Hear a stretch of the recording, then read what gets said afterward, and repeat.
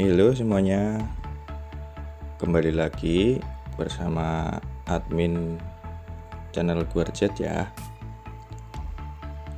Admin akan mencoba untuk membuat spoiler ya. Dan kali ini spoilernya mengenai Lin Feng atau God of Martial Arts. Tapi sebelum itu admin ingin disclaimer dulu ya. Ini video yaitu mengenai spoiler berisikan tentang alur jalannya cerita yang diambil dari suatu novel ya. Dan novel ini yang diterjemahkan dan diartikan dalam wujud video ya. Jadi mengenai ada kesalahan suara ataupun gambar, admin mohon maaf ya. Maka dari itu selamat menonton dan mendengarkan ya. Terima kasih. Tuan Muda Tianlin, kau luar biasa. Bahkan aku, Patriark Sekte Xiao Yao, merasa sangat kecil dibandingkan dengan orang-orang sepertimu. Luar biasa melihat para jenius seperti itu, kata Patriark Sekte Xiao Yao tersenyum. Dia mengerti bahwa para jenius perlu meninggalkan sarang mereka untuk menjadi lebih kuat. Mereka semua pergi ke tempat yang lebih baik di beberapa titik sebelum mereka menjadi lebih kuat. Orang jenius adalah orang yang memiliki kemampuan luar biasa. Mereka harus berperang dan berjuang melalui kesulitan untuk menjadi lebih kuat. Sesuatu terjadi di Qianyu. Harta karun telah ditemukan sehingga telah menarik banyak pembudidaya yang sangat kuat. Para jenius itu semua datang ke Qianyu untuk melawan Lin Feng. Ini tampak normal bagi hampir semua orang. Perang akan sengit kali ini. Pada saat itu, orang yang pergi menjemputnya menghindari menatapnya. Tianlin yang penasaran, kapan binatang buasku tiba? Orang itu menarik muka yang panjang. Sang patriark dari Xiao Yao Sekte berkata dengan dingin, bicaralah. Tuan Muda Tianlin, ketika aku menyadari bahwa mereka tidak akan kembali, aku mengirim seseorang untuk memeriksa apakah semuanya baik-baik saja dan mereka menemukan bahwa semua orang mati. Petik 2. Apa? Tianlin mengerutkan kening. Begitu banyak pembudidaya kuat yang kalah melawan kultivasi di ranah Tianwu tingkat pertama. Petik 2. Apa yang terjadi? Tanya Patriark Sekte Xiao Yao. Banyak sampah. Tuan Muda Tianlin, aku akan mengirim orang secara pribadi untuk membawamu kembali Qiongqi itu. Petik 2. Dia pasti sudah pergi. Jika aku bertemu dengannya lagi, aku akan membunuhnya secara pribadi. Jika aku tidak melihat lagi, itu merupakan keberuntungan dia. Sangat disayangkan, aku benar-benar menginginkan binatang buas purba itu, kata Tuan Muda Lin kesal. Pada saat itu, Lin Feng juga memasuki kota kuno Wuyu, sebuah kota kuno yang terletak di pusat Qianyu. Kota kuno Wuyu adalah kekuatan yang kompleks dan saling terkait, tanpa penguasa yang bersatu. Kota ini berfungsi sebagai zona penyangga bagi banyak faksi Qianyu, yang merupakan salah satu alasan mengapa konferensi 10.000 sekte diadakan di sana. Saat memasuki kota kuno Wuyu, Lin Feng pertama-tama membeli peta untuk membiasakan diri dengan topografi kota. Ia kemudian bertanya tentang peristiwa besar terkini dan konferensi 10.000 sekte. Namun, penyelidikan ini mengungkapkan bahwa peristiwa-peristiwa besar yang dibicarakan orang banyak itu semuanya berkaitan dengannya. Tanpa disadari, Lin Feng menyadari, dengan cemas, bahwa ia telah menjadi selebritas di Qianyu, sebuah nama yang dikenal semua orang. Di kerajaan Suiwei, ia telah menghabisi semua anggota Istana Ilahi Barat dan kemudian menghancurkan 3 faksi yang dipimpin oleh 3 orang terhormat, mengejutkan Qianyu. Lin Feng bertanya lebih lanjut dan menemukan bahwa berita bahwa ia tidak lagi berada di kerajaan Suiwei juga telah menyebar ke Qianyu, yang membuatnya sangat senang. Ia sengaja menyebarkan berita ini untuk memastikan kerajaan Suiwei yang damai. Tampaknya, tidak akan ada kedamaian di kerajaan Suiwei. Beberapa orang mengatakan bahwa setelah kembali ke wilayah Qianyu, ia pergi ke Danau Tianqi, mencari perlindungan di sana dan tidak berani keluar. Yang lain mengatakan ia mengasingkan diri ke tempat rahasia, berkultivasi dengan tenang, bersiap untuk membalas dendam setelah kultivasinya mencapai kesempurnaan. Hanya sedikit yang berani membayangkan bahwa ia sekarang memasuki pusat badai, kota kuno Wuyu. Keberanian seperti itu sungguh luar biasa. Lagi pula, konferensi 10.000 sekte seolah-olah bertujuan untuk memerangi Danau Tianqi, tetapi sebenarnya, itu juga untuk melindungi Lin Feng. Orang yang telah dipilih oleh danau itu. Di sebelah timur kota kuno Wuyu terdapat pasar perdagangan yang luas. Di mana ada orang, di situ ada perdagangan, pasar perdagangan penting bagi setiap kota. Karena lokasi kota kuno Wuyu yang unik dan arus orang yang besar, pasar itu sangat ramai.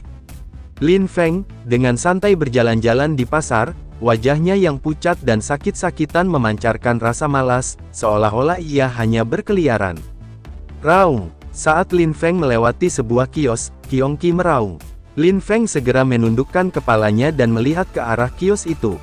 Fakta bahwa Qiongqi meraung membuktikan bahwa barang-barang di sana berguna. Di kios itu terdapat beberapa benda berkilau seperti giok, bentuk sangat bulat dan halus, dengan cahaya redup yang berkedip-kedip sebentar-sebentar. Tuan, apakah kau menginginkan giok penyimpan roh untuk mengukir Arai?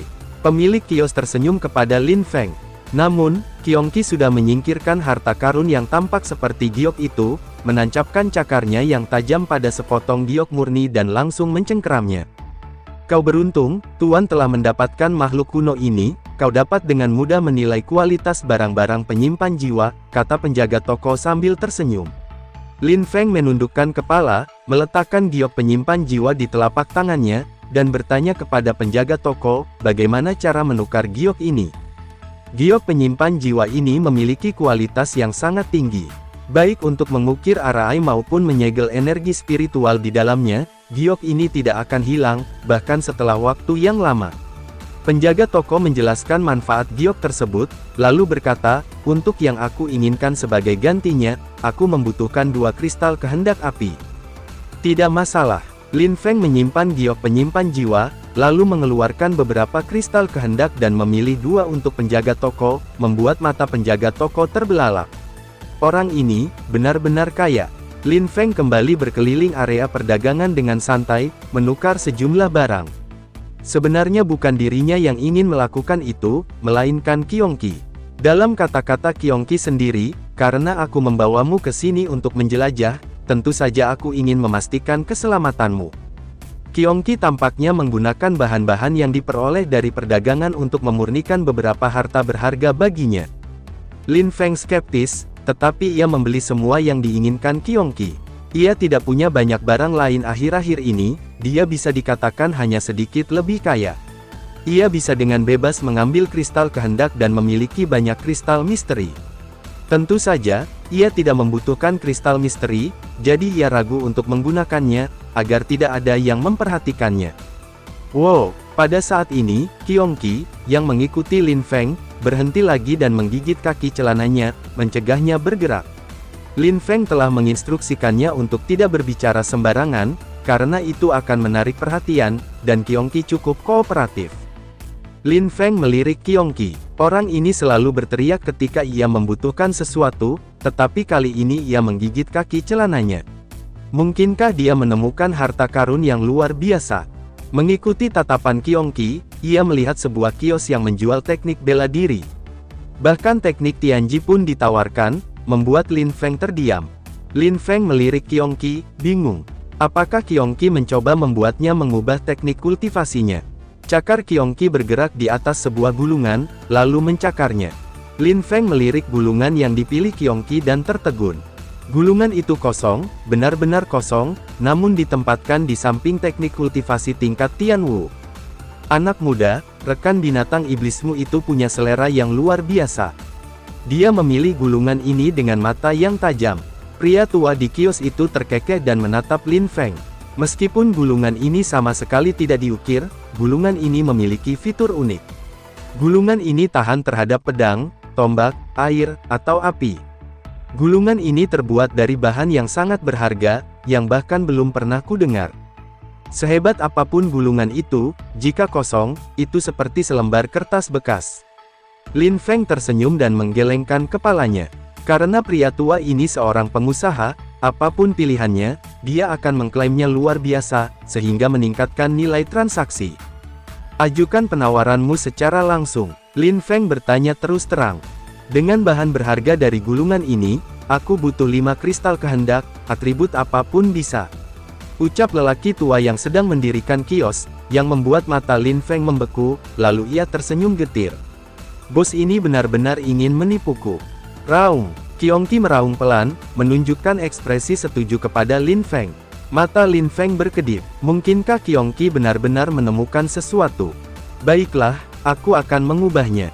Lin Feng mengangguk setuju, lalu mengeluarkan 5 kristal kehendak dan menyerahkannya kepada lelaki tua itu.